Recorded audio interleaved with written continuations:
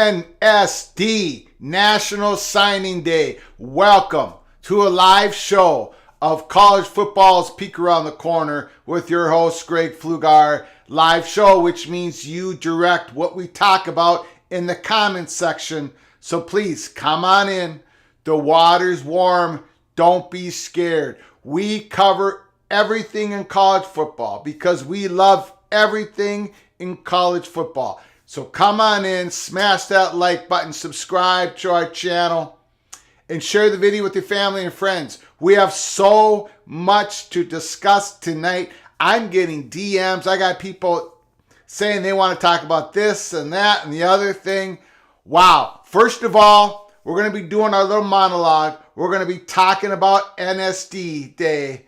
And then we're going to be talking about what Finebaum said to Rutgers Wire that was released this morning, his interview. We talked about it in the episode early today, in episode 120. We're going to talk about that tonight. Follow the breadcrumbs. Follow the breadcrumbs. But first, I want to say congratulations to all the student athletes out there in football who was able to sign with a school, Power 5, G5, getting a scholarship, NIL deals. Congratulations to all those student athletes. First of all, let me really quick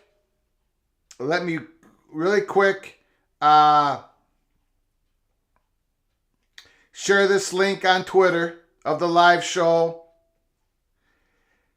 Come on in. It's really a celebration. It gives everybody hope. Almost all the schools out there hope, right? They got a new crop of student athletes, new football players, walk-ons, preferred walk-ons, to portal. Ajani Cornelius signs with Oregon.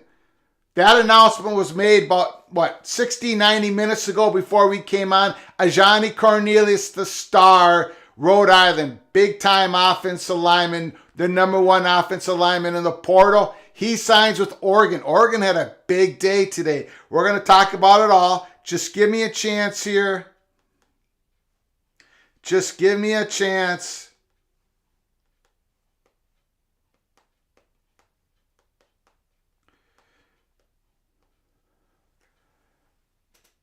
All right. Thank you so much. Thank you so very much. Let's get to this.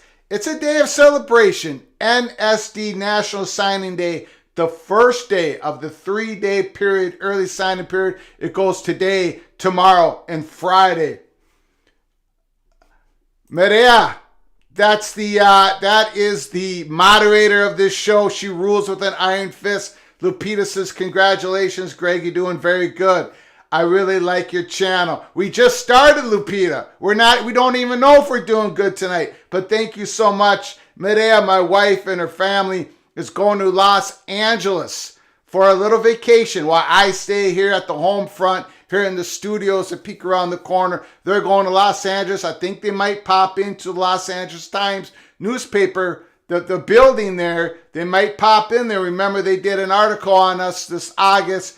Maria might pop in there, give them a present. We'll see what happens. Jesse Wilson says, evening all. Matthew Farmer, Merry Christmas, Greg. Thank you, sir, Mary Farmer. We'll get to your comments. Put them down in the comments section below the video. But right now, we're doing a little celebration. It's NSD, National Signing Day. Let's go. Let's go.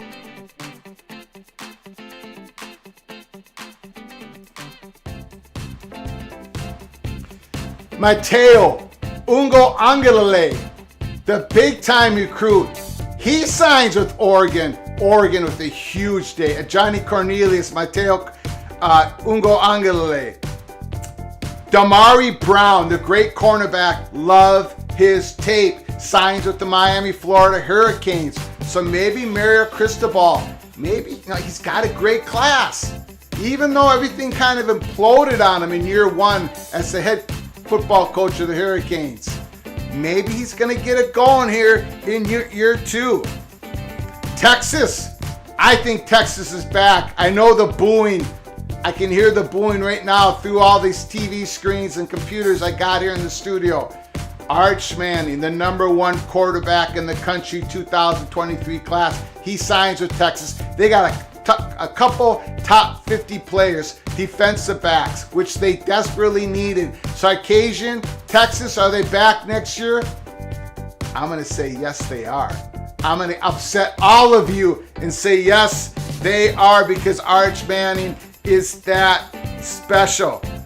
Ohio State Buckeyes. Did they do good today from their standards? I wonder what Buckeye Nation is going to say in the chat room tonight. They got Luke Montgomery, big-time offensive lineman. Jason Moore, the great defensive lineman. And, of course, they got some great receivers. Noah Rogers. They're always going to line up those great receivers. But did the Buckeyes have a good day today? Very interesting. Georgia and Alabama, of course, they had a big day today. What about Fleck versus Fickle? What happened there? Taking shots at each other. Minnesota, Wisconsin, the border war. Wow. Fleck kind of slapped him down a bit. We'll get into that later in the show. Most of you probably don't even know what happened, but we'll get into that as well. So, come on in. Put down your comments. Oh, that's right. We got to talk about what Paul Finebaum said on the Rutgers Wire, the interview. Very interesting. Follow the breadcrumbs. Cloak and dagger. Those are the key words tonight. So let's get to it. NSD Day. Now, what I want you all to do, I followed this as much as I possibly could. As much as a human possibly could.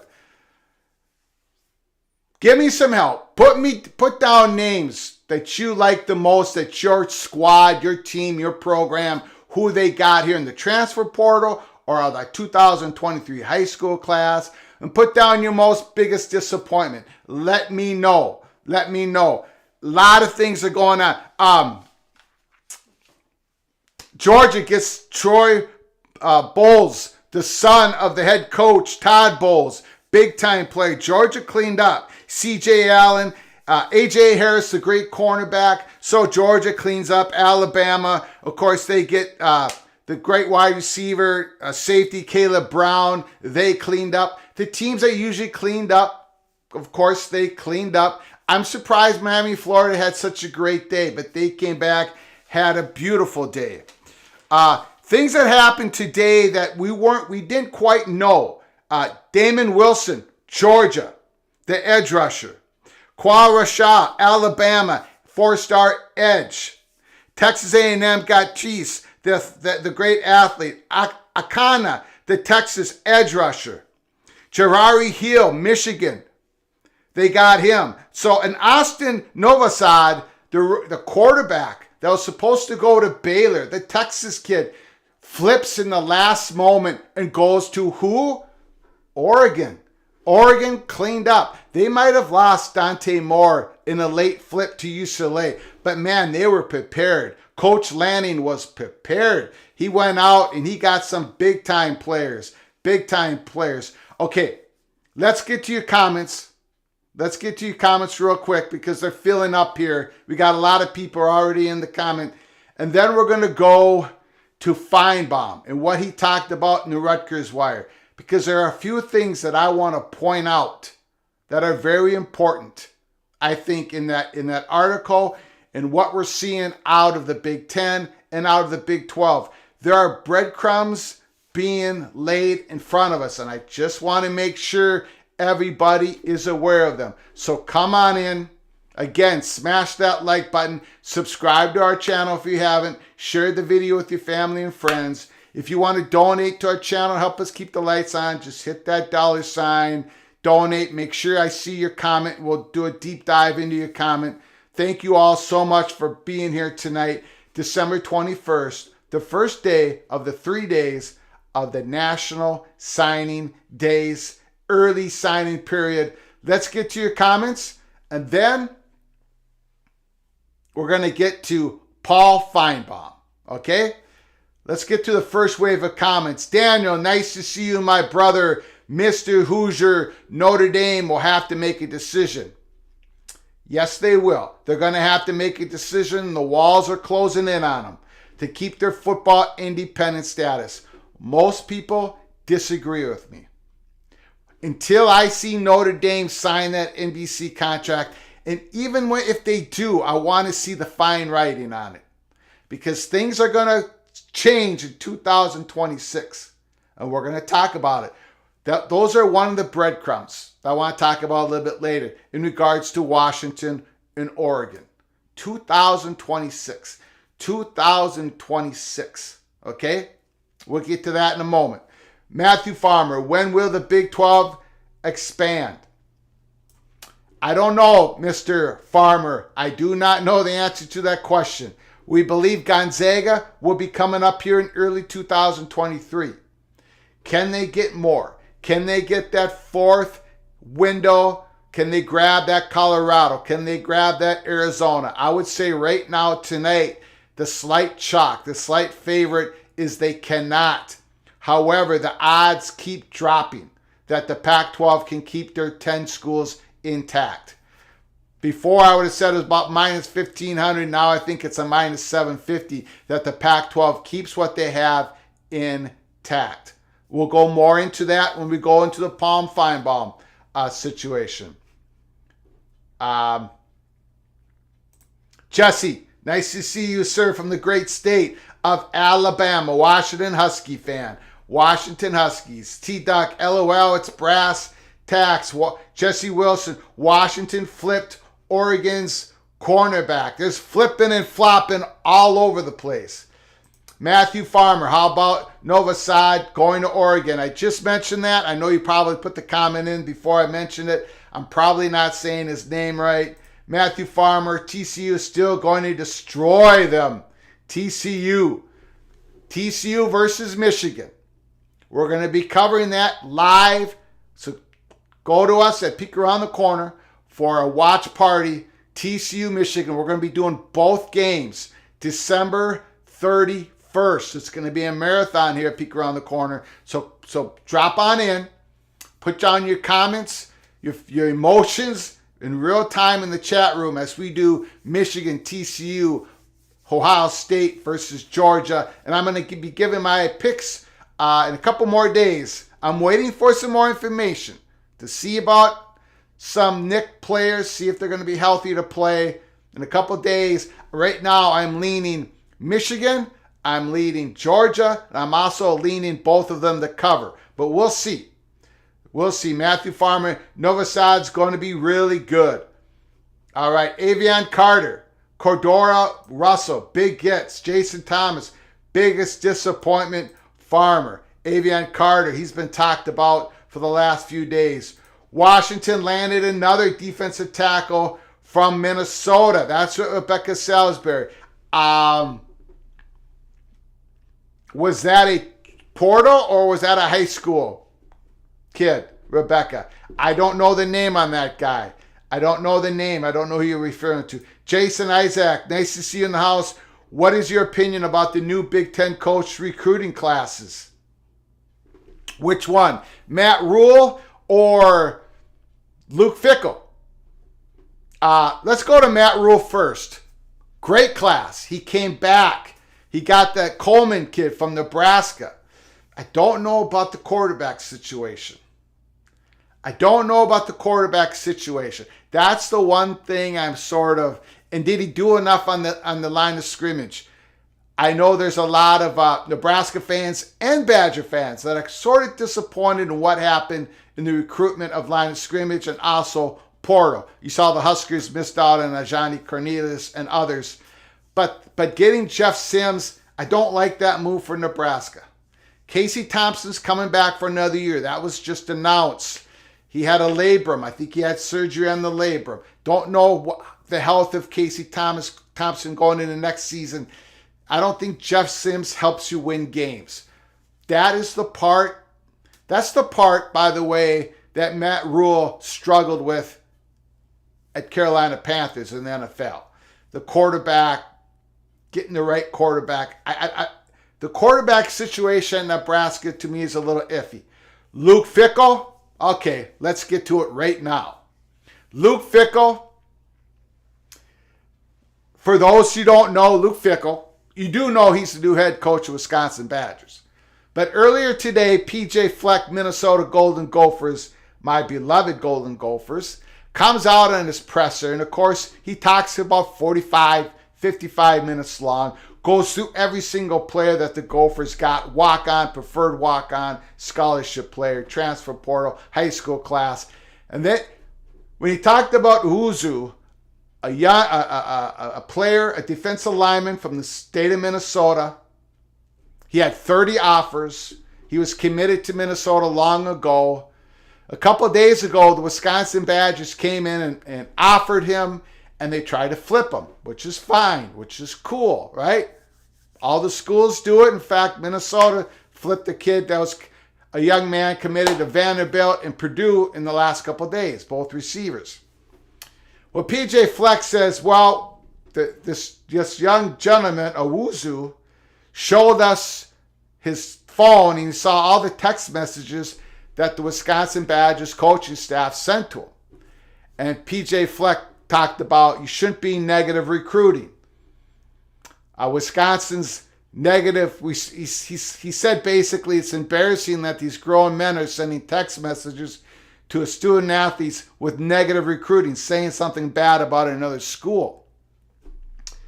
And PJ Fleck, you could tell he was upset, and that he planned to say this in front of everybody, in front of the microphone. And PJ Fleck said, but we axed it. We stopped it. We axed it. If you don't know, the axe is the big trophy that goes back and forth to Wisconsin and Minnesota, depending on who wins it. The Gophers have won it the last 2 years. It's a big thing here in Wisconsin and Minnesota. It's the most played rivalry game in all of Power 5 football. So PJ Fleck said we axed it. Now, Luke Fickle responds because he gets asked in his, I want to read this correctly if I can.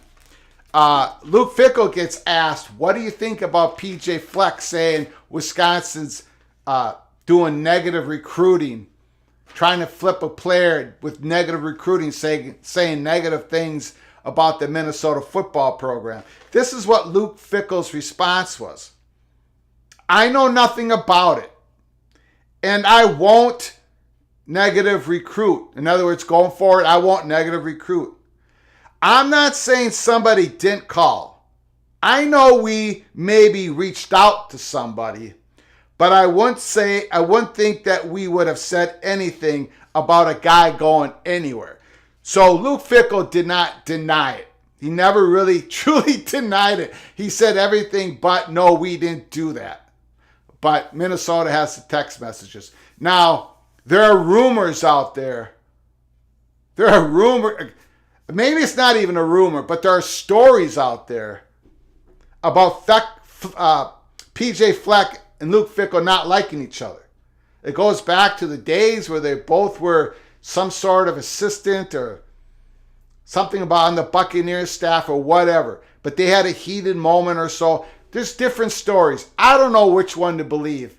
But this was a plan.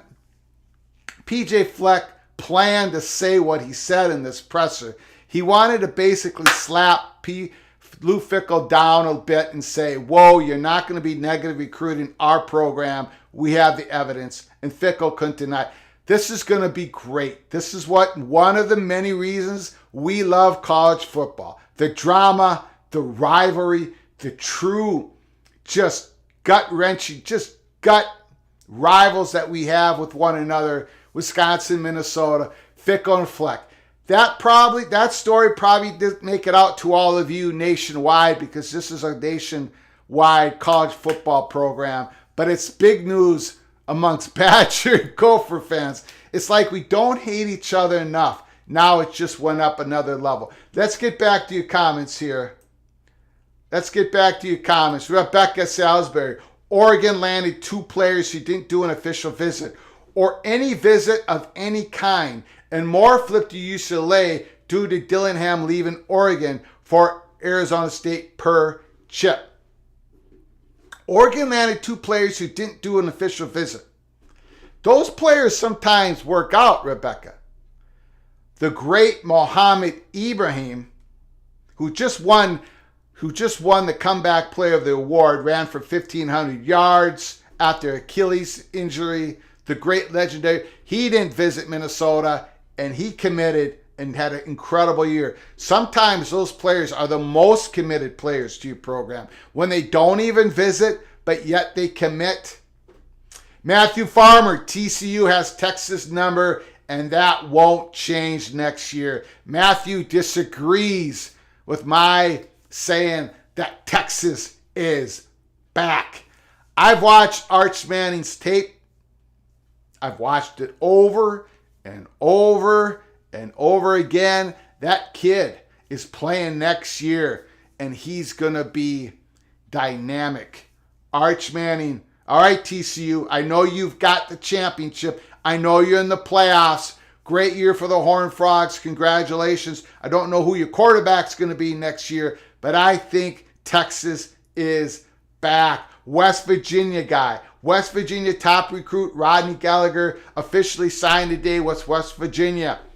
The Mountaineers were able to hang on to Rodney Gallagher. I didn't think you would.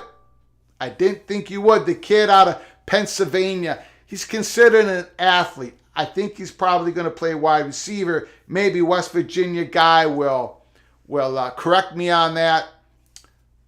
That's a big get for West Virginia. They've had a tough days here in the last week, but they got their top recruit to sign. Okay, more comments rolling in. Matthew Farmer, I saw Nova Sad play in high school. He's really good. Tough Tony with the tough questions. Yahoo Finance piece yesterday. Amazon stock has lost 50% of its value year to date. Disney stock is at or close to a 52-week low. The Pack is not going to get a good TV deal, in my opinion. This is sort of bad timing for the Pack.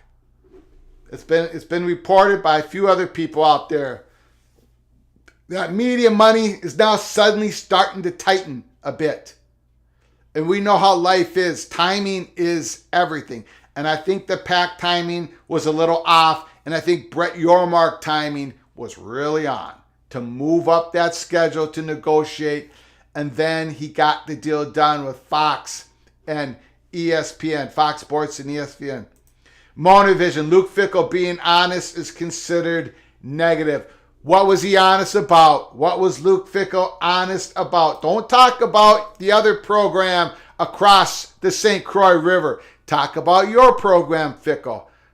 Concentrate on your program. This is Big Ten. Fickle, you got your hand slapped. You got a warning today. Mr. Buckeye's defending you. Oh, Rebecca, your high school kid, Elias Davis. Yes, from Moorhead, Minnesota. I do remember the name. Good get. Tony, Dirty Badgers. Absolutely, Tony Bad. All is fair in love and war. That the kids sent the screenshots is amazing. I believe you're talking about Owuzu, the Minnesota kid. Rebecca, a lot of talk that Manning is overhyped and Texas might have made a mistake. Oh, he's not a mistake. He's not a mistake, Rebecca. Arch Manning, he's the real deal. Holyfield. I can't wait to watch him. I'm going to hype him. If they haven't hyped him enough, I'm going to hype him even more. Manning is a fantastic player. Texas is back. I'm the only one probably saying it besides Longhorn fans. I think Texas is going to be back. West Virginia guy, Gallagher, is a wide receiver. Okay, that's what I thought he was. I know he's a 4-star. Let's get back to Paul Finebaum and what he said with the Rutgers Wire interview that was released this morning, December 21st. The interview was prior, of course. We did an episode on it. If you missed it, you can go back to episode 120. Paul Finebaum said that he believes the Big Ten will, I'm going to paraphrase it, I don't have the article in front of me, but they're going to move things around again. They're going to expand again in the future. And Oregon and Washington are at the top of the list. Paul Finebaum talked about how smooth it was in the last expansion of Kevin Warren. And Paul Finebaum talked about an NFL model that Kevin Warren is following. And we agree with that.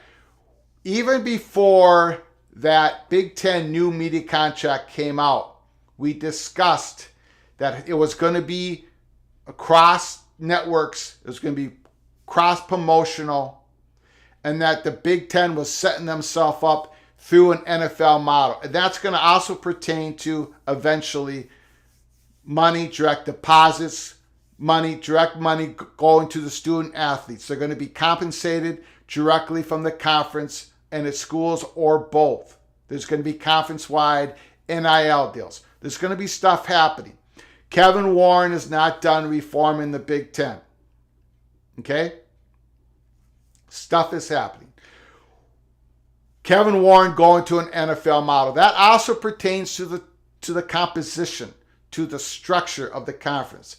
As we said from day one, when we broke the USC story on March 31st, and then it became official on June 30th, we said that Kevin Warren, immediately we said on June 30th, July 1st, July 2nd, July 3rd, that this wasn't the end game out in the Pacific Coast for Kevin Warren.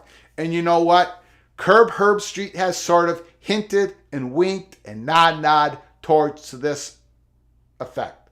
Paul Finebaum just said it again in an interview with Rutgers Wire. He didn't have to say that. He's not making... They know what's coming down the pike at ESPN. They know what's going on as much as anybody can outside of Fox Sports and Adam Silverman and the decision makers around Mark Silverman and the decision makers around Fox Sports. It's ESPN. They're keeping a close eye. Leaks are going back and forth. So this is serious. This is serious. And this is why, we're trying to...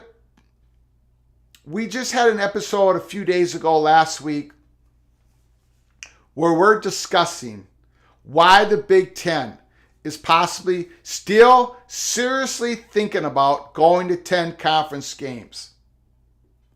10 conference football games. They're seriously thinking about, to the point where that clause is being put into Big Ten head football coaches' contracts, as was reported by Andy Greeter in the St. Pioneer Press, where PJ Fleck's new extension contract has that clause in it. It has separate incentive clauses. One, if Big Ten remains at 9 conference games, football games, and the other separate clause is that Big Ten goes to 10 conference football games. Now, why are they doing that? I asked the question. Why are they still contemplating? Why are they still strategizing at 10 conference football games? We know that the Big Ten athletic directors want to play each other more often. They want to play each other as often as they possibly can. This is important to the athletic directors. Okay? Well, you don't need to go to 10 conference football games to play each other more often. If you're going divisionless, if you're going to the 16-team conference with no divisions, with 3, 2, or 1 permanent rival games in your schedule, depending on who you are. Iowa might have 3 permanent rival games in their yearly schedule. Penn State might only have 1, or they might have 0. UCLA might only have 1 with USC. Whatever. You're playing each other. Those 16 teams are playing each other at least once every 2 years outside of your permanent rival games. Just the way it is now with 9 conference games. So why are they gaming out 10 conference games? It's because of expansion. It's because of the possibility of expanding. There it is. They have enough inventory right now as it is to satisfy their immediate deals across NBC, CBS, Fox, FS1, Big Ten Network, Peacock. They have enough inventory. It's all done and settled with. So why are they going to 10 conference games? Or why are they thinking about it to the point where the athletic directors are putting it in the contract? It's because they're looking at a possible 18-team, 20-team conference down the road. And down the road isn't 5, 6, 7 years. Down the road is 1, 2, 3 years. So we swing back to Washington and Oregon. We had the episode 52. We've had episodes on Washington. But that 52 stands out because we said that even, this was before it was determined that it was a no-go for launch on October 12th. Episode 52 was before October 12th, well before. The Oregon Ducks money perch told BTM and his associates that even if we don't get in now, we're going to keep swinging for the fences, and we are not going to sign any deal, Oregon or Washington. They're not going to sign any deal that keeps them trapped in the Pac-12 if Big Ten comes a knocking in 1, 2, 3 years from now. And now let me swing around again to another huge breadcrumb, and then we'll get to your comments.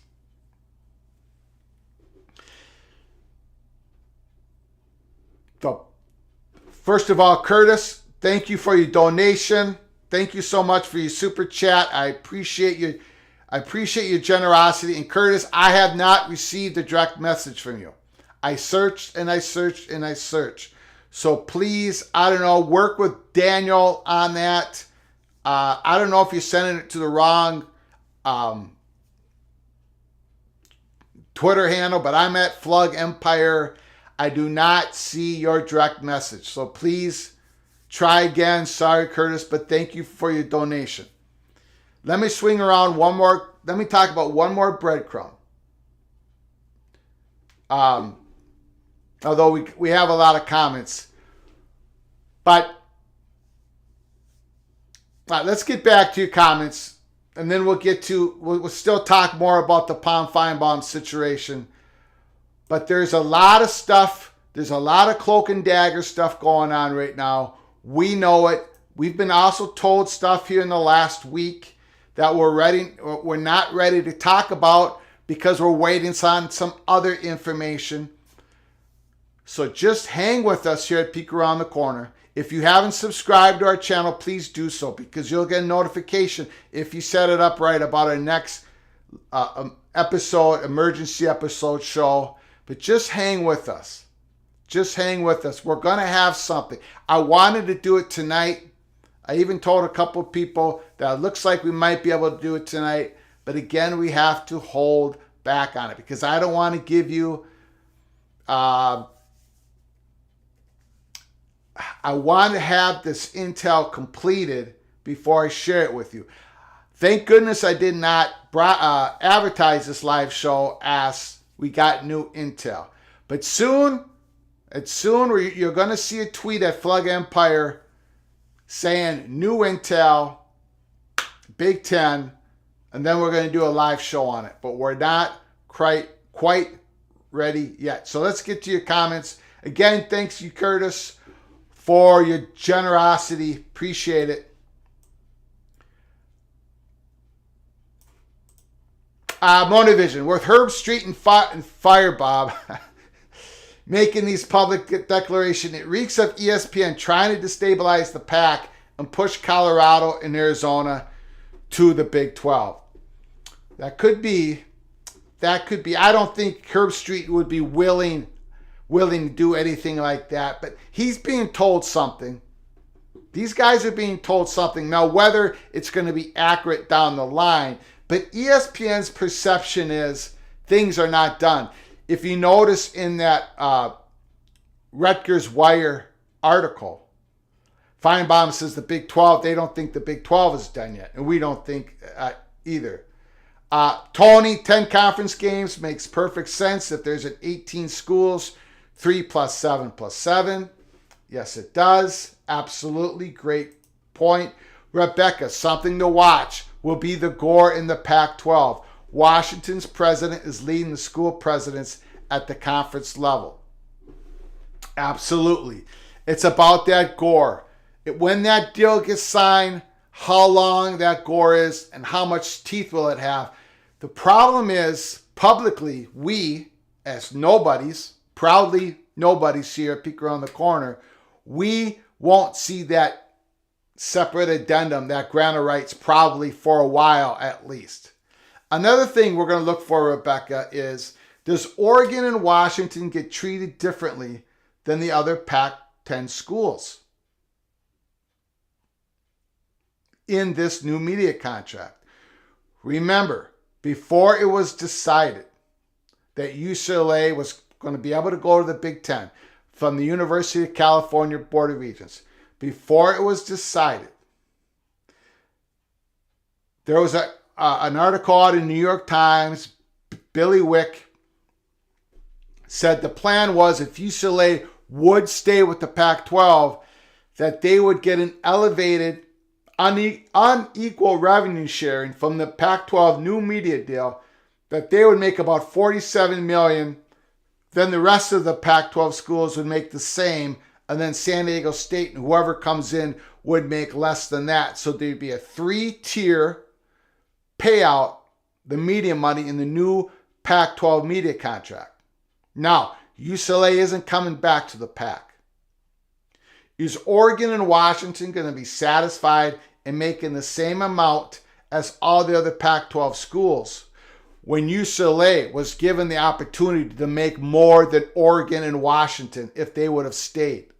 That's another question that has to be answered. And of course, it's been brought up already here in the chat room about the difficulties right now. Amazon, ESPN, there's talk about Disney spinning off ESPN. So we'll see what happens. We'll see what happens. Stick with us at Peek Around the Corner because we're covering this daily. The Pac-12 media deal, we think there's a fracture inside the conference. Nothing has changed on that. Monavision, new intel about Notre Dame. Nothing that we can share at this moment. Son of Sarek, interesting point. Rebecca, Finebaum is great. I think talk about the nickname.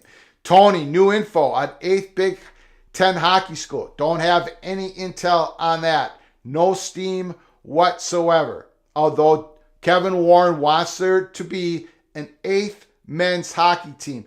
He also wants to create a Big Ten women's conference. Right now, it's not happening. We have the women's conference, WCHA. At some point, there's going to be a Big Ten women hockey conference.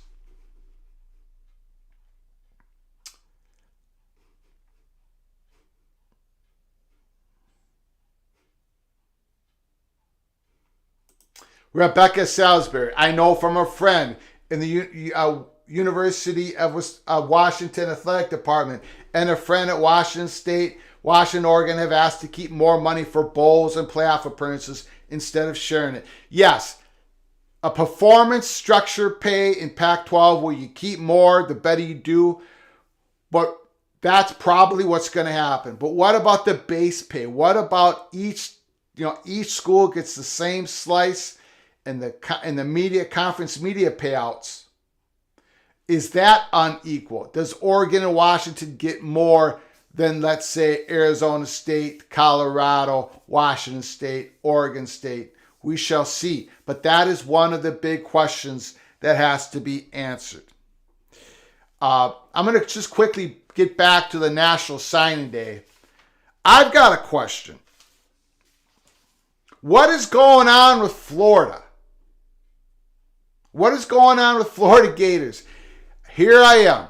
I defend Billy Napier. I say people are too rough on him in that first year. They won 6-6. They got blown out in the bowl game. I predicted 6-6. Most people predicted 6-6. I think Las Vegas had over and under win total at 6. Napier did nothing wrong this first year in regards to meeting expectations. Florida's roster was absolutely depleted going into the season. They didn't have enough defensive tackles. They had no depth on the line. They got blown out at the end of the season. We all thought they would. I defended Napier. But what is he doing? In the transfer portal, he signs Graham Mertz, the Wisconsin Badgers quarterback. Is Mertz actually going to be the starting quarterback of the Florida Gators next year? That can't be. That can't be. They'll run him out of that stadium. They'll run him out of the swamp so fast. Let me know in the chat. Some Gator fan out there, let me know. Seriously? Graham Mertz cannot be your starting quarterback in Florida in the SEC. Graham Mertz, physically, he's talented, but he can't process the field. The Wisconsin Badgers gave him a half the field to look at it every passing play. He's not going to be able to survive in the SEC. So I hope the Florida Gators have something else in mind for the starting quarterback next year besides Mertz. Hopefully a true freshman can go in there and take the starting job away. Wow, I just had to mention that. I didn't want to forget that. One more thing. I'm seeing a lot of good comments. I'll get back to that in a second. One more thing I want to get to. Here at Peek Around the Corner, live show, NS National Signing Day. I want to say my thoughts and condolences to Franco Harris, his family, his loved ones. He passed away, I think it was reported this morning. He did interviews yesterday. He was going to be enshrined in the Pittsburgh Steelers Hall of Fame here in about 3 more days this weekend for the Pittsburgh Steelers.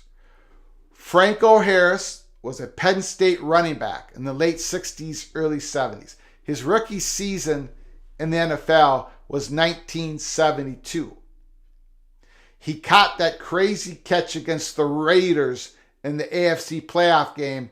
Pittsburgh won a playoff game, their first ever playoff game against the Raiders. The immaculate reception. Franco Harris, where it bounced off a helmet of a different player. Franco Harris caught the ball by his shoestrings, ran it in for a touchdown.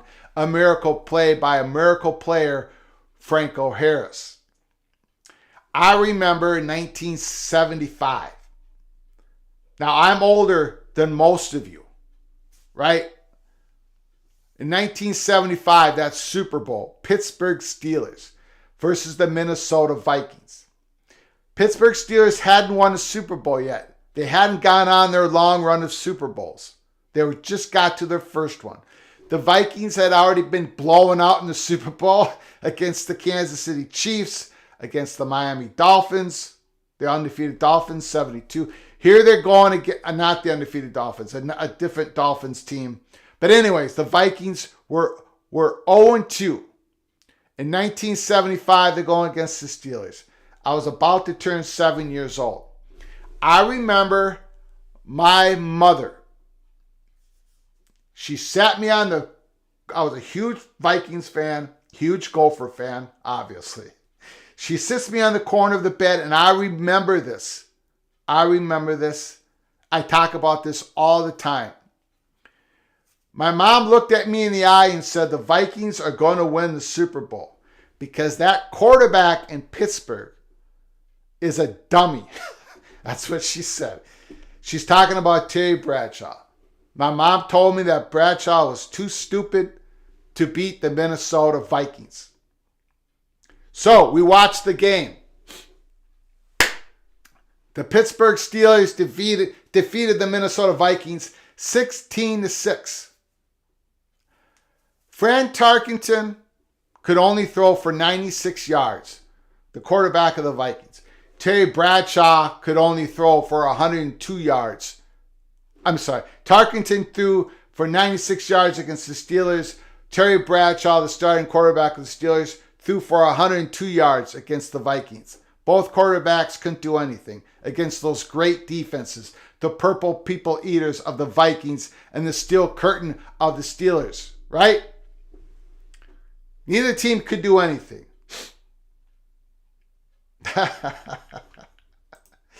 Colin Murray, probably the most Grandma Maxine story I've ever heard. Absolutely, Colin.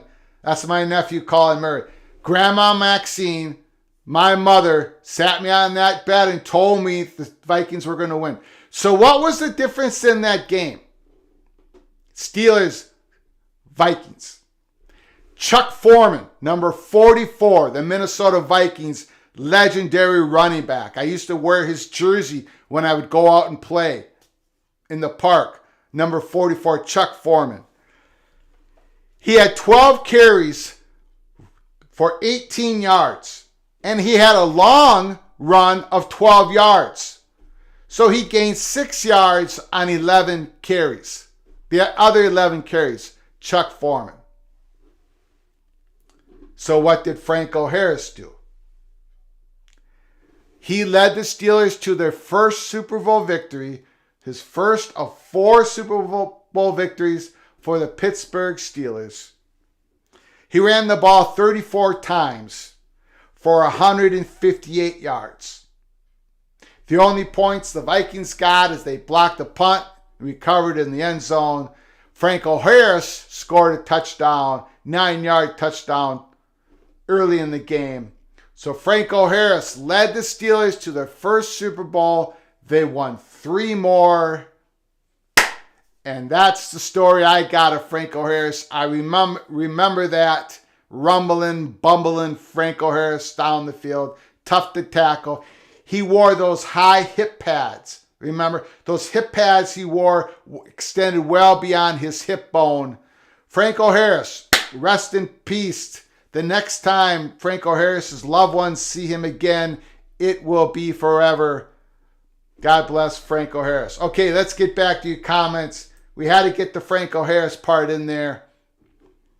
All right, here we go. Again, smash the like button if you like the content. Subscribe to our ever-growing channel. Share the video with your family and friends. If you want to donate to the channel with a small donation, just hit that $sign and we'll get you a comment lickety-split. Son of Sarek, yeah, it's silly that Rutgers and Illinois don't have hockey. It takes a lot of money to start a hockey program. Rutgers doesn't have that money.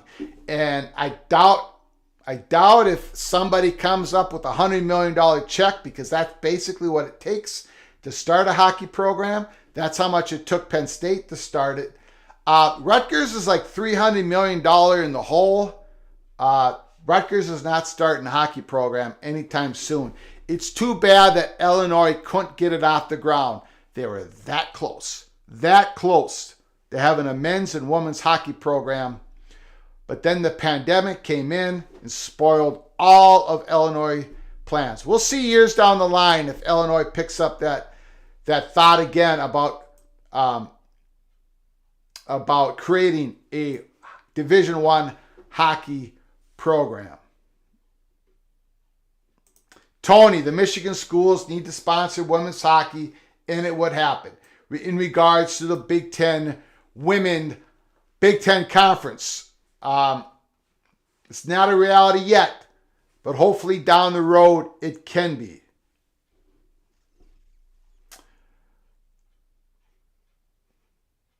Ted, nice to see you in the house. Ted, I got a question for you.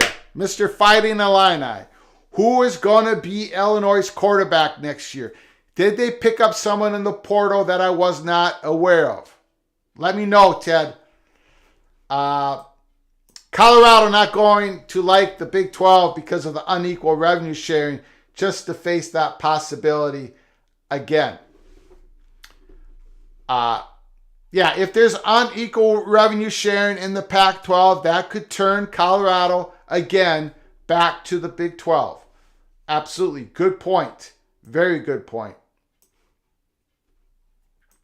Rebecca, UCF taking recruits from them. Something isn't right in Gainesville. I thought the portal would get them a better quarterback.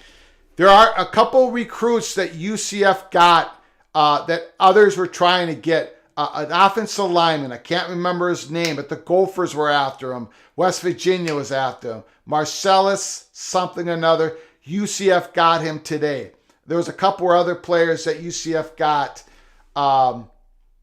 UCF is going to cause problems in the new Big 12. They're going to cause a lot of problems. And remember, they're going to get paid as much in the Big 12 as Florida State and Miami, Florida does in the ACC. Think about that.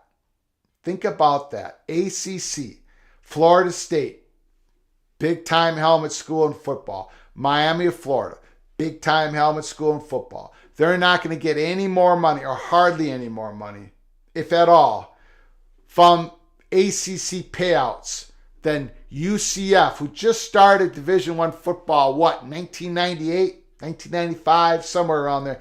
UCF is going to make the same amount, basically the same amount of money in conference payouts that Miami, Florida, and Florida State. And UCF is already, you can see it in this recruiting class. Thank you for that comment, Rebecca. You can already see the impact of UCF going to a Power 5 conference.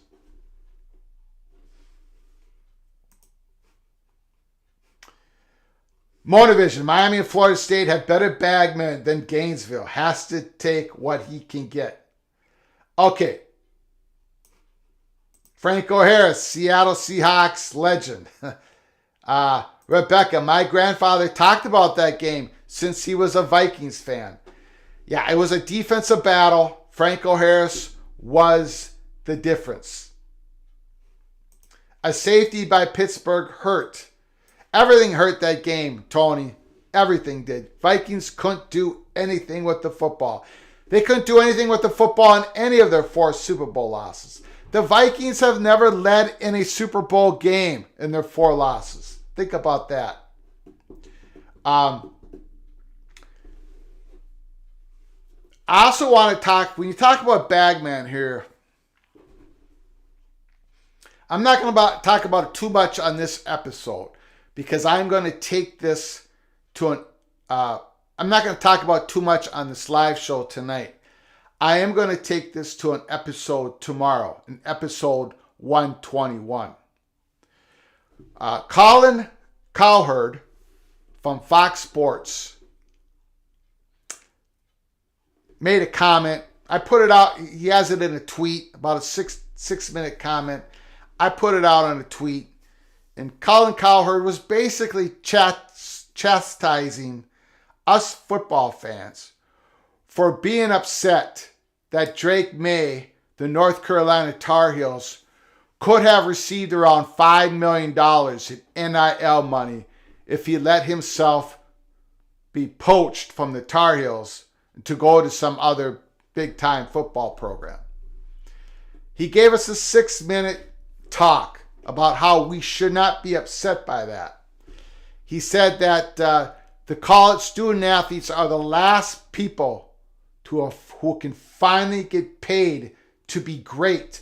And the great should be paid great, right? And I put out a tweet. I retweeted that 6-minute chastising from Colin Cowherd. And I said, with all due respect, Colin Cowherd, it isn't that the fans are upset that Drake May could make $5 million a year. We're not upset by that. That's not even part of what we're talking about. What does have the fans, college football fans, upset is the tampering issue in college football. NIL, great, fantastic. Colin Cowherd talks about how a 9-year-old could make $1 million if he has a true talent. If a 16-year-old, we've talked about that at Peek Around the Corner. A student athlete should not be treated any different than a student. If you can monetize your name, image, or likeness, you have some sort of skill that you want to share the world, and an invention, go ahead, make your millions. The Supreme Court has basically just ruled on that. We all know that. In NIL collectives are handing out this type of money. Go get it, student athletes. Go get it. But that's not what the fans are upset at. And it's just not Colin Cowherd. It's other national reporters who do not have a pulse of what we're thinking about here in the college football world, in the community. What we're upset with is the tampering. It is against the rules. Now you might say, Greg, how naive of you. People have been breaking rules for years. Yes, they have. But eventually, whatever governing body you want to use, the NCAA, okay, that doesn't work. Build another governing body. They're eventually going to have rules, which they have now, and eventually there has to be some policing of the rules, right? Backing of the rules, and some punishment when you fail not to go by the rules, right? The rules is you cannot contact a player from a different university who's on a different team if they haven't entered their name in the portal. You're not even supposed to contact them. And if you contact them, you're not even supposed to say, we'll give you $5 million.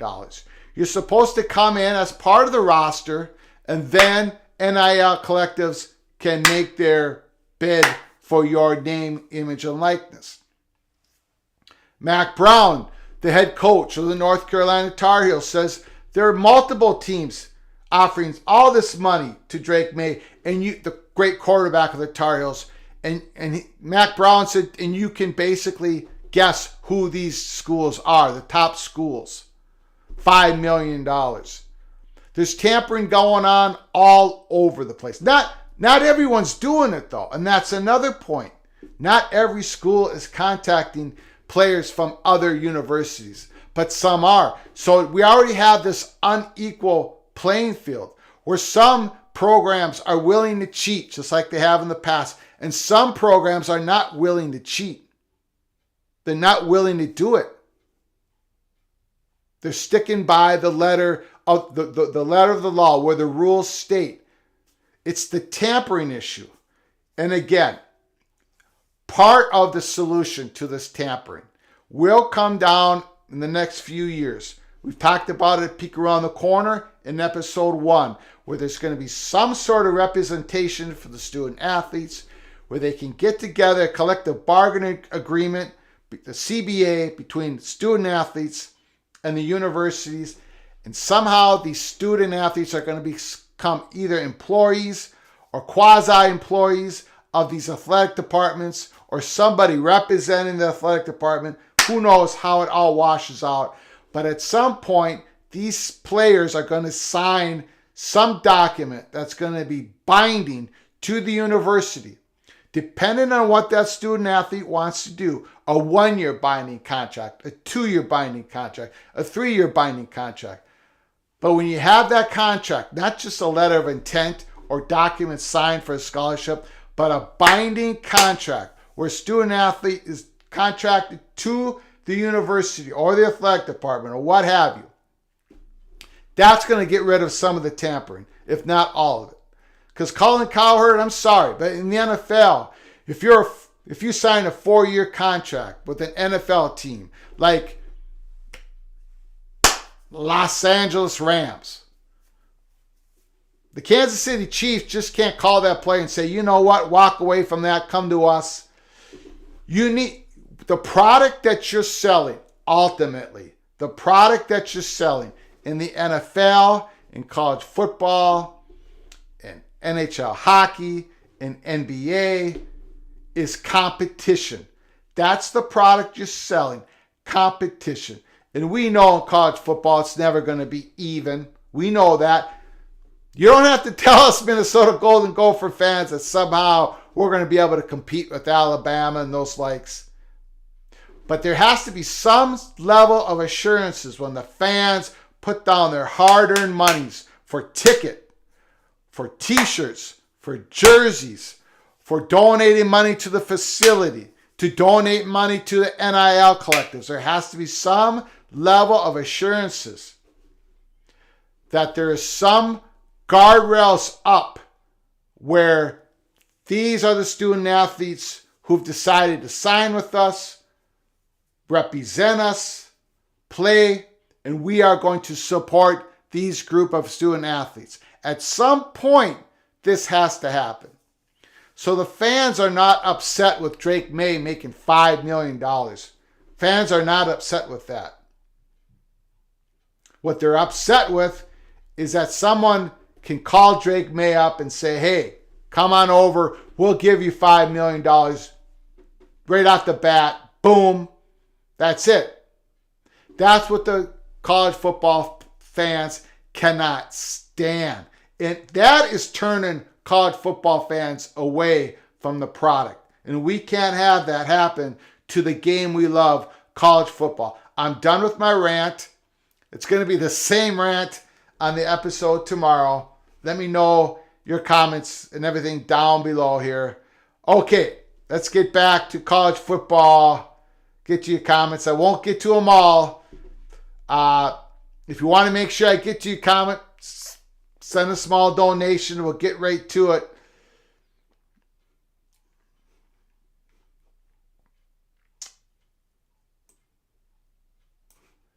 Son of Sarek, in regards to the Florida Gators, question: how many of the top 20 high school players in Florida did the Gators sign?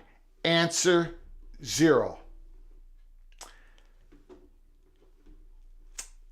Yeah, I think there's some trouble in Gainesville. And I was the last person defending Billy Napier. But I just can't believe that Napier got in the room with his offensive coordinator and his staff and said, okay, we can't get this guy, but we can get Graham Mertz. Let's go get Graham Mertz. I can't believe that. That decision making, that's horrifying, in my opinion.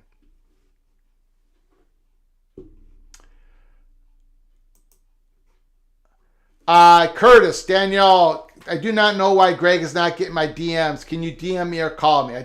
Thank you, Curtis, for reaching out with Daniel. I will reach out to Daniel after the show. I should have done it before. I apologize to you, Curtis, but I'm not getting you DMs. Rebecca, how popular is hockey in New Jersey? Midwest and Northeast, it makes sense. And apparently now Tempe, Arizona. NHL hockey in New Jersey is very popular. And I think it could work at a collegiate level. No doubt about it. But Rutgers, they have a lot of financial issues. So I don't expect them to be creating a hockey program at this time.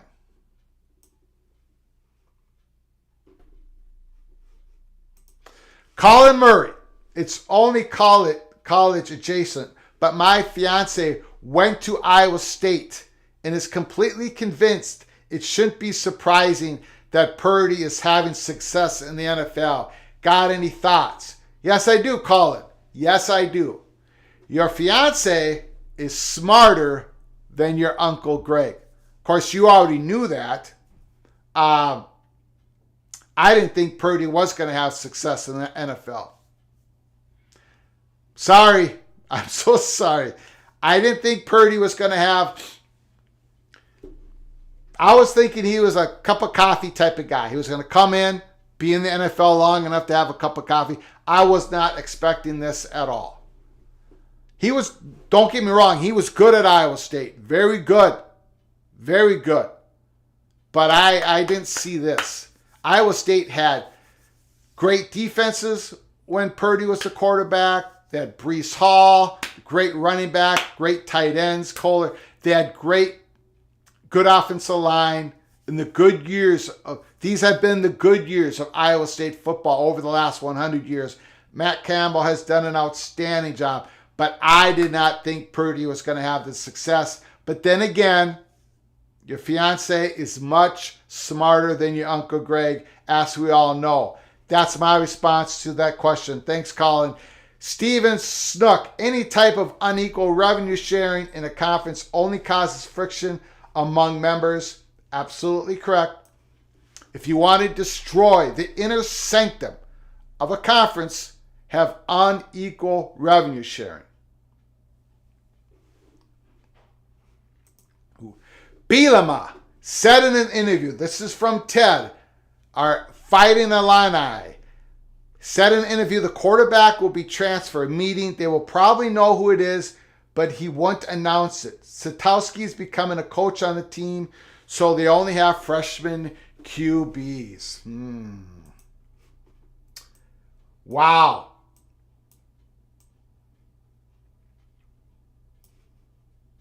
Illinois. I feel some anxiety over the quarterback room. So they don't have their quarterback yet for the 2023 season. Maybe they have it and they haven't announced it yet.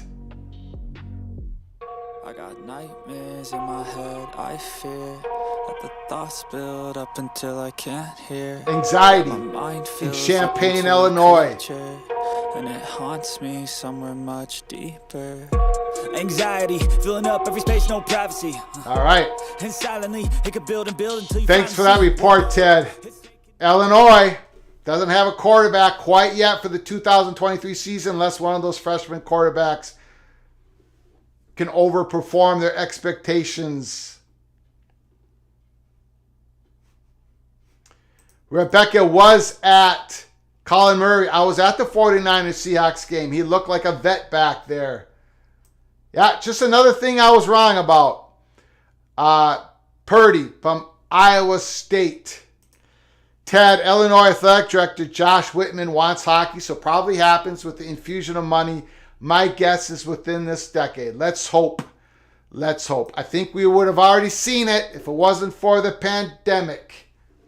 That pandemic destroyed a lot of lives, a lot of businesses, and it destroyed for now the ability of Illinois to have a men and women's hockey team.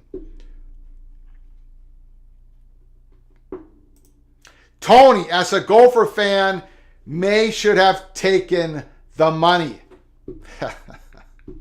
Gophers play North Carolina next year. I think it's September 9th, 16th, or the 23rd. It's one of those 3 dates. I have a wedding to go to. Colin, my nephew and his fiance, Lenny and Anna. Lenny, my good friend Dan Leonard, and Anna, my niece. I have 3 Saturdays in a row. We'll see what we can do to keep this, to have watch parties in early September. We'll figure something out. But I got a big September ahead of me, 2023. Very excited to see my niece and my nephew get married and a good friend of mine get married as well. It's not tampering unless there is a contract. Monovision, that's not true. It's just not true. It's tampering if you make contact. Those are the rules that were laid down. Those are the rules that was laid down. We've been through this. Tampering is the big issue, and I'm going to have a big episode tomorrow on it, episode 121. I'll probably get 33 views on it because nobody wants to talk about it. Unless it affects their team at a certain time. Then they get upset about it. But tampering is the big issue. You cannot make contact. An NIL collective cannot make contact with a student athlete of another school who has yet not put his name officially in the transfer portal. Okay. UTSA head coach says it's happening too. It's happening. It's all over the place. It's all over the place. And it's not all the coaches. It's not all the programs. So at some point, that has to stop. For the good of the game, tampering has to stop. And of course, one of the best ways is to get these student athletes signed a contract that is binding through collective bargaining, some sort of collective bargaining, to get it all worked out between student athlete and the athletic departments and or the conference and or the school itself. Win, nice to see you. Have a transfer draft. There won't be any drafts. There won't be any drafts. I guess I think you probably guys are all tired of me whining. But you know, we've had people.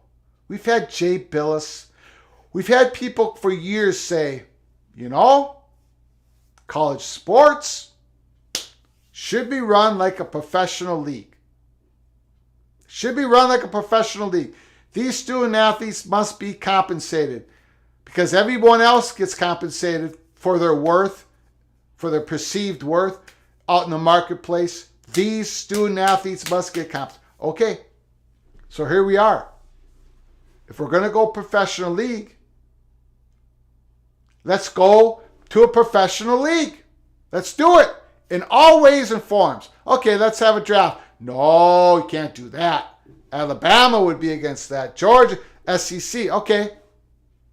Well, then have these players professional, signed to a binding contract. Have a certain compensation level.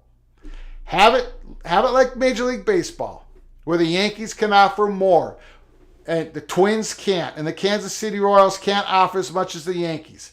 But you know what? When the Twins player signs, he's a Twin until the end of the contract. When a Kansas City Royals player signs, he's a Royals fan until the end of the contract. Yankees can't come in and knock on the door and say, you know what? Come on over, be a Yankee. We can pay you more. So at some point, that has to happen for the good of the game. For the good of the game. We see attendance going down nationally every single year. Got to stop that. Got to stop that. So if you want to go pro, Jay Billis, if you want to turn this into a professional league, everybody on ESPN wants it, right? Then let's do it. Let's make it into a professional league. Binding contracts for the student athletes. You sign the contract. This is the money you're going to make. This is what you're offered. This is what you accepted. You got healthcare benefits. If you get injured, you still get paid. You still get compensation. You still go to class. Let's do it. No more tampering. That's got to go. All right.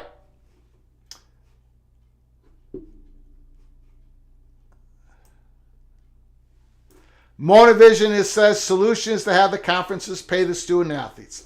I think there's going to be some sort of combination of conference and school. Some sort of, it's going to be multi-levels of payments to the student athletes. Just another reason why we're seeing more and more consolidation. We're going to see more of it. That's the reason why USC, UCLA called the Big Ten, Texas and Oklahoma called the SEC. It's the reason why we're seeing FCS teams try to move up into FBS. That's the reason why we're seeing G5 schools like San Diego State do all they can to go to P5 in the Pac-12. More consolidation, trying to get up to that next rung of the ladder, because eventually more and more these student athletes are going to be more and more compensated. Okay. Will do. Sorry if I missed it. Does Paul Finebaum have any real intelligence on Oregon and Washington going to the Big Ten, or was that his opinion? He described it as more or less of opinion in that Rutgers Wire piece. And will do. You can go back to episode 120. That was just released this morning here at Peek Around the Corner. But ESPN's perception, Finebaum, Herb Street, they're all of the same pattern. They all believe realignment, while it's on pause, is not going to stay on pause for the next 5, 6, 7 years. It just is not going to happen. Does Paul Finebaum have someone slipping him a piece of paper, giving him a phone call, a text message, saying Oregon and Washington on such and such a date? Probably not.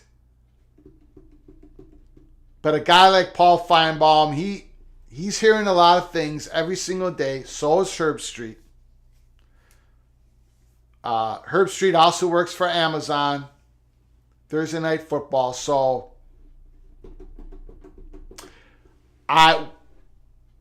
we haven't even, how do I say this again? We said it early in the show. We have received some information, but we're not going there yet in regards to Oregon and Washington. Hopefully in the next week or so.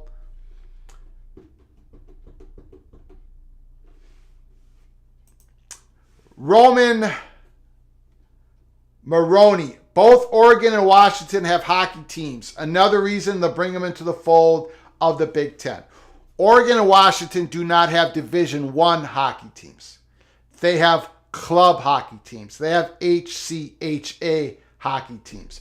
I don't know what level Washington Huskies is, if it's ACHA 1 or lower level. I know Oregon just reached the highest level of HCHA club hockey. Neither of those schools have a Division I hockey program that have scholarships for the student athletes, for the hockey players. I would guess it would take about $100 to $125 million to start up those Division I programs. Call it. We'll do a live show.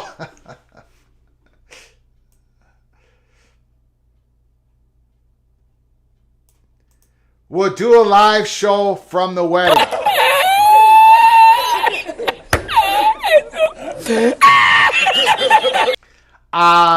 We'll see about that. Your fiance will kill both of us if that happens. So you'll be passed away hours after you've said the word "I do." So if that happens,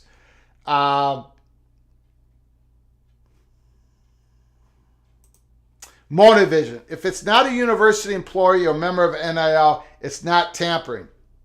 You can't stop a private individual from giving figures to recruits or enrolled players. If you're representing anybody from an NIL or a school, it's tampering. Motivision, I will bring it up in tomorrow's episode. You can't represent anybody. You can't be given. This has got to stop. It has to stop. It has to stop. You're going to ruin the sport if this continues on. It just is. We don't have this in professional leagues. So why are we having it in college leagues? In a college sport? It's ridiculous. It's got to stop. Let these players make as much money as they can, where they negotiate with the university, but then have a contract that is binding. So it doesn't matter who's talking in anybody's ear. Doesn't matter how many bagmen come around. You play for that university determined by the length of what you agreed to based upon a binding contract. Roy McNamara, nice to see you in the house. Greg Analogy, Greg, agree 100%. Someone agrees with me in the chat room. Doesn't happen very often. Motivision says it sucks, but that's the facts. NAL created a vacuum that has been filled with go-between and bagman. Again, Motivision, I'm going to say this one more time. Sure, it created a vacuum. But there are programs who are applying themselves to the letter of the law, the rules that everyone agreed to. There are actually programs who are not promising anything. And their NIL collectives cannot say a word to these student athletes until they become players of that university. Minnesota's just one of them. PJ Fleck, go listen to his speech today. Nobody's talking to these student athletes about how much. Darius Taylor, the great running back from Michigan, 4-star.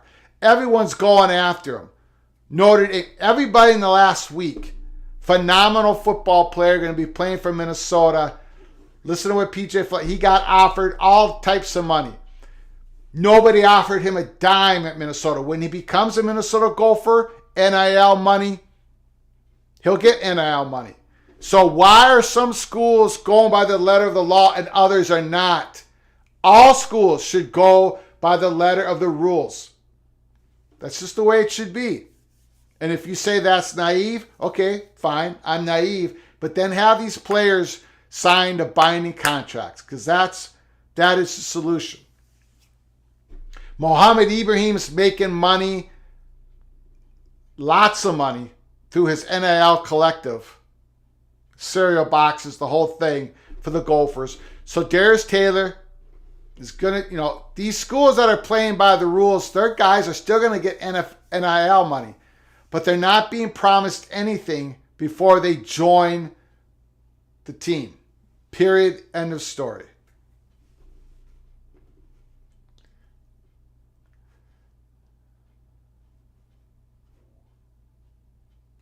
Rebecca, it's lower level for Washington. They don't do scholarships. Players try out for the team. Yeah. Washington and Oregon have club teams.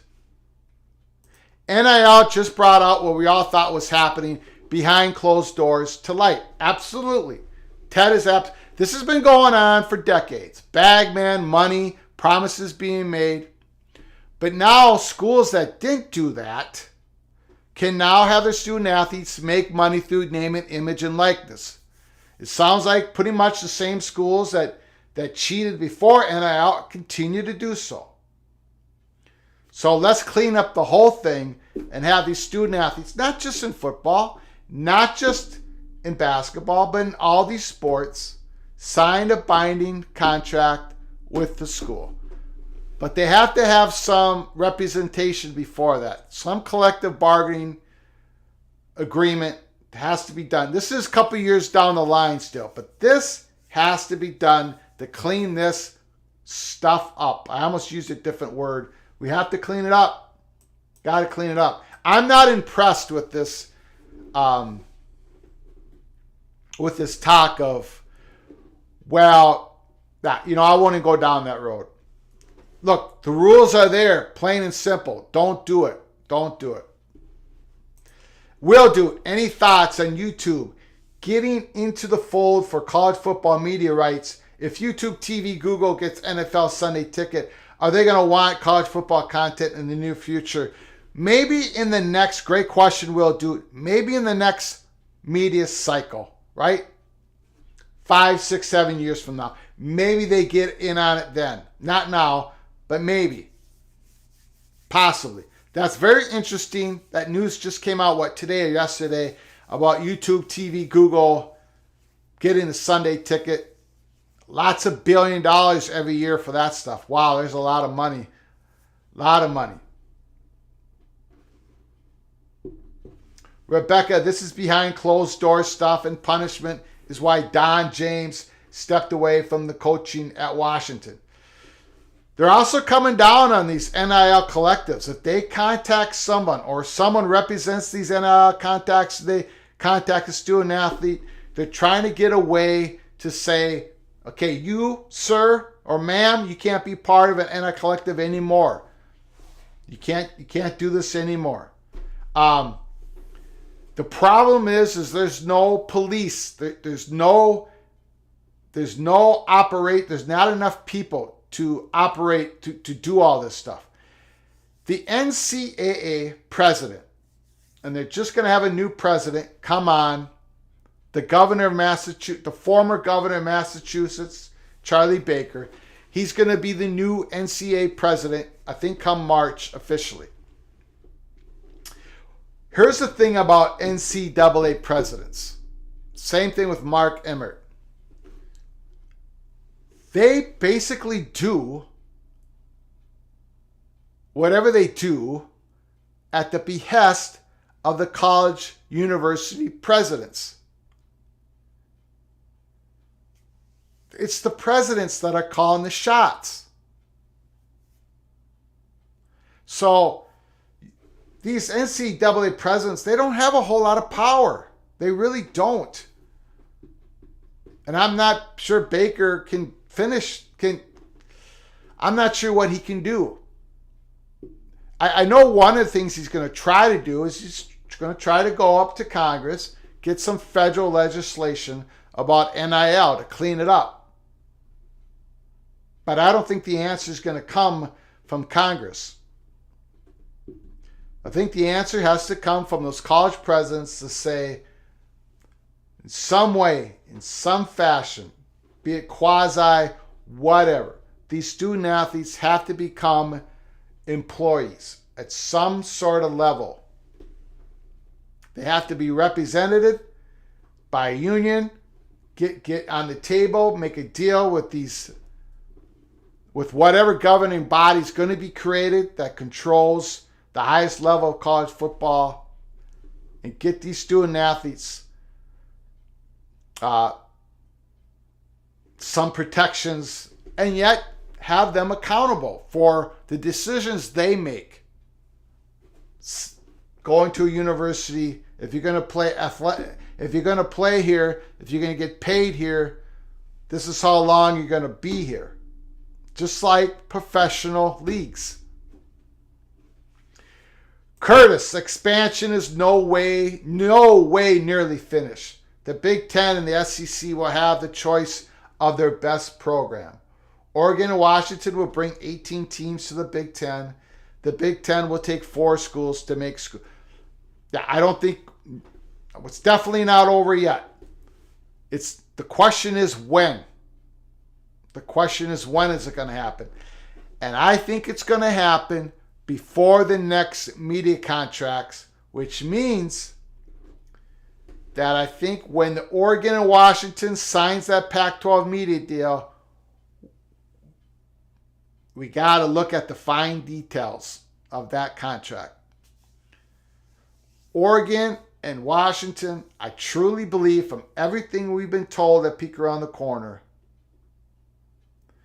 are going to make sure that they have a parachute fastened to their backside so they can float on out of the Pac-12 if the Big Ten comes a calling, which we think they will here in the new future.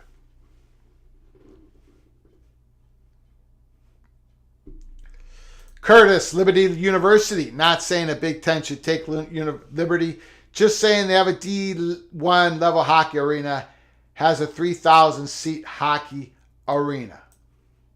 Thank you for that information, Curtis. Appreciate it, sir. Mark Emmert helped hire Larry Scott, former Pac-12 commissioner, while he was president at Washington. Thank you for that information, Rebecca. Ted, Big Ten wants nothing to do with Liberty. The politics don't line up at all. It really has nothing to do with the politics. Liberty University doesn't line up at all, period. They're not a Big Ten school. And Curtis knows that. I do think if the Big 12 adds on to the Big Ten Hockey Conference when it comes to affiliation, Liberty isn't going to be one of those candidates either. Notre Dame men's hockey program is part of the Big Ten men's hockey conference. Notre Dame is in the conference for hockey. That's that one affiliation hockey school. Big Ten also has Johns Hopkins women's and men lacrosse as affiliated school teams within their lacrosse conference. I do think if the Big Ten goes to an affiliation, again, adds another school in the Big Ten men's conference, it's going to be somebody with an historically great hockey program, like a Boston U, for example. I'm not saying that's going to happen. I'm just throwing out an example. There's not many options out there. That's why the Big Ten hasn't gone to an 8th school yet for their men's hockey conference. Movie Time Blues. Would the next PAC contract be set up so that'll be easier to replace programs without much of a loss? Oh, Movie Time Blues, great question. You know, a lot of really smart people disagree with me. They're saying that no matter what Washington, Oregon wants to do, what they would like to do, they're going to have to sign a Pac-12 media contract that has your traditional grant of rights, where they give up their individual media rights to the conference to the length of the new media contract. They're going to have to do it because the media company that is going to make this agreement with the Pac-12 and George Kliavkoff, they're going to demand that every school signs on the dotted line. All of that makes sense. All of that is traditionally how it's done. All of that is logical. Yes, I completely understand. I have been the one since 2014 on Twitter who's been talking about the strength of the grant of rights. Nobody has challenged it. Nobody has crushed it. Nobody has even dared to challenge it. Okay? But we at Peek Around the Corner have been given enough information and enough intel that we just have to believe that Oregon and Washington are going to do all they can not to sign that grant of rights that has the teeth that makes it impossible for them to jettison, for them to get out of the Pac-12, let's say 2 years from now. Let's say for 2026. That somehow they'll agree to some exit fee, that'll be substantial, but that legally they can be able to get out of the conference. Now let me get to 2026. 2026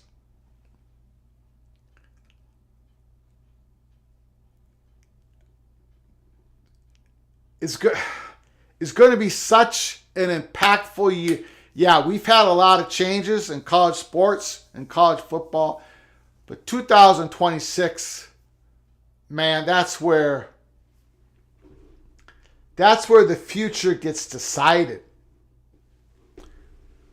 This new expanded college football playoffs and the distribution model, that's good for 2024, 2025, but we don't know what 2026 and beyond is going to look like. We've talked about it. It has to all be renegotiated 2026. Everybody has to come to the table. This is where I think if Notre Dame keeps their independent football for 2024, 2025, it's going to be even more difficult to keep their independent football in 2026. But beyond that, this is where it's going to get tough, more difficult for certain segments of the FBS. We don't know what 2026 is going to look like. And how this 2024 and 2025 plays out, how much money they can get for the college football playoffs, and how that gets distributed. We believe it's 80% to all the Power 5 programs, 20% to all the G5 programs. There's going to be a certain amount to each school, the same amount to each school for base pay. You're going to get more in performance, making the playoffs, getting further in the playoffs, win the championship. But basically the base pay, Rutgers is going to get the same amount as USC. And then Sam Houston State's going to get the same amount as Liberty, G5. But that 2026 is everything. And I think that is what could motivate the Big Ten to expand with Washington and Oregon, to get it to an 18 school or possibly more if Notre Dame jumps in, right around that 2026 or even before. I'm going to go more into that. This is where it gets into our intel that we're not quite ready to talk about here at Peek Around the Corner. But that 2026, how all that works out. Whatever happens in 2026, we're going to get some stability after that. Whatever the world looks like in 2026, it's going to look like in 2030, 31. But man, the next 3 years, we still got quicksand. We still got an unsettled ground below us. And this is what Paul Feynman, I think, is alluding to. This is what I think he's talking about. I'm sorry, I think that's what that is.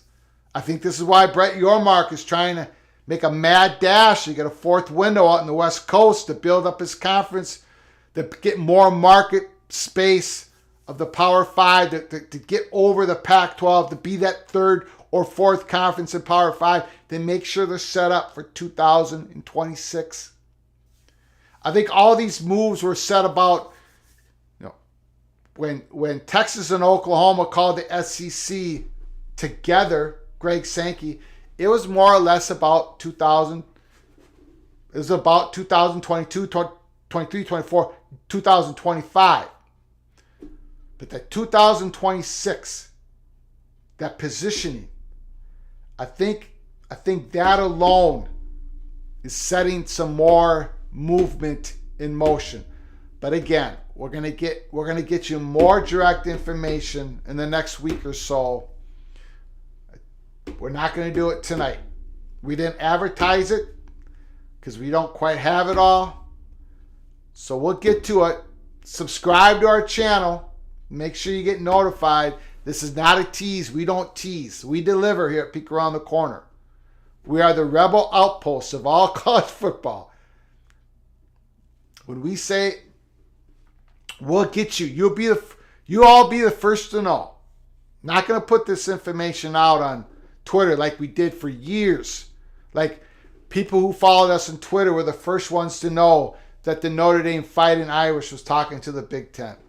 The people on Twitter were the first to know that USC was talking to the Big Ten. People on Twitter were the first to know that North Dakota State Wrestling was joining the Big 12. And so on and so forth and so on and so forth.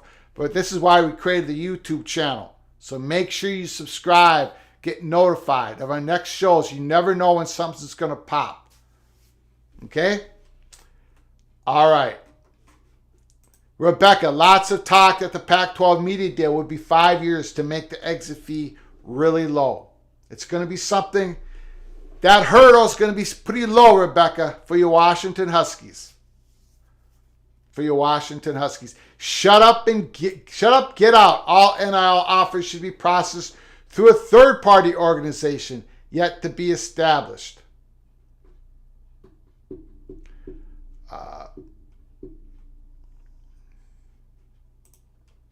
Baylor's athletic director.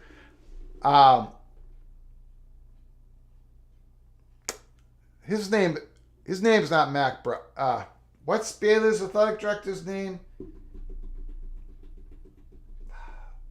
Isn't it Rhodes? I'm having a mind blank. Anyways, said publicly a couple weeks ago, Big 12 will look a lot different in 12 months than it looks today. Expansion.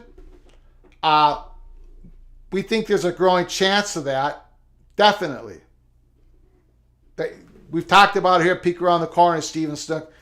We believe the words that Brett Yormark is saying, because when he says something in public, it happens. He's just not he sells, he's a salesman, but when he said it looks good that we can make a move, that we can get a deal done with Fox and ESPN, what happened? Deal was done. He said in a couple weeks we might get this done. People were mocking him. He got it done. Now he got a pro rata clause in the contract with ESPN. Any team that he gets in, ESPN will basically probably agree to pay the same amount of money to that school as they do to a current P12. Everything so far in his short tenure as the Big 12 commissioner, Brett Yormark has delivered. He just has. So, will it look a lot like different in 12 months than it does today? I think so. What that will look like, we don't know. We don't have any intel that Colorado's about to say yes. We don't have that. If we did, we'd be talking about it. But yeah, something's going to look different. Brett Yormark's not done.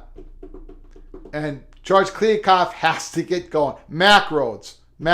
Thank you, Mona Vision. Macroads. I was saying Ben Rhodes. Who is Ben Rhodes? I don't know who Ben Rhodes is. Okay. Crab Cakes and Football. I love the name. Maryland finished strong. 3-4 star edge rushers. Very strong portal. Yes, the Maryland Terrapins. We talked about them this year, Crab Cakes and Football. They used to be a program where they look great coming off the bus, but not so much on the field. They've always get that great talent, they're always physical, they're always looking great. But they never quite had the players with the high skill level. Now they do. They're getting back-to-back really good wide receiver rooms. I can't remember the guy's name, but they just got somebody in the portal, a wide receiver. Maryland's, man, they're looking, right now they're taking over that fourth spot in the Big Ten East. And of course, Maryland is going to be one of those schools who are going to love that the Big Ten goes divisionless in 2024. if the Big Ten goes divisionless. If they do. I mean, it's a high, right? Heavy chalk that the Big Ten still goes divisionless in 2024. So I don't want to make any news tonight, but we'll see what happens. But Maryland is one of those programs who loves the fact that we're all getting together in one conference of 16 schools. Tony says exactly that. Maryland will do very well in the Big Ten scraps divisions. Maryland. The NIL money's getting bigger. Big time. They're going to be a program to watch. Michigan State, you're going to get passed up by the Terrapins. You got passed up here this year. You're going to get passed up next year? Tony, does the Pac have a TV deal by July 1st? Wow. If the Pac-12 doesn't have a TV deal by July 1st, there might not be a Pac-12 anymore. They got to get this done in January. They've got to get it done in January. They just got to, Tony. Can't have that vacuum. Got to get a deal done. Steven Snook, sorry Baylor, Macroads. Yep, Macroads. And will do. Tough Tony. If elite hockey is what it takes to get into the Big Ten, I'll start the first NIL collective for a new hockey team. Well, we're going to wrap it up tonight. We've been on for about an hour and 42 minutes. We appreciate you all for being here so very much. Incredible comments. Thank you for the donation, Curtis. Thank you all so very much. It's NSD. It's National Signing Day. We've got a whole bunch of names that we went through. Congratulations to all the student athletes who signed their deal, who are ready to rock and roll in their new lives as student athletes at the university. And with a lot of them getting an NIL deal, hopefully shortly thereafter. To all the portal guys going in the portal who found a home. So many student athlete football players went into the portal and they did not find a home. Hopefully they can. Remember, there's another portal that opens because this one's going to close. The next window, transfer portal window, opens after sometime in the spring, after the spring football games.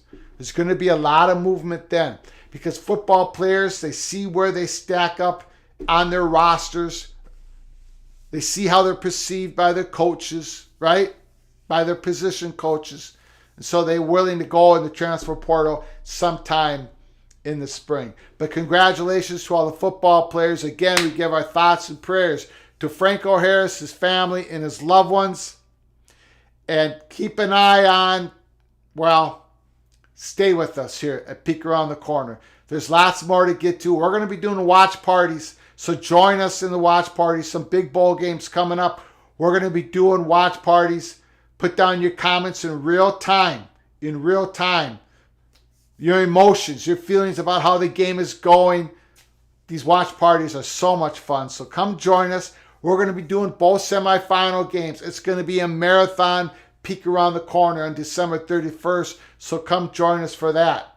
And please subscribe to our channel so you will get notified of what's coming next, because there's a whole bunch of things coming around that corner at college football's Peek Around the Corner. Until next time, from all of us to all of you, please, you all take care of each other. Thank you so very much.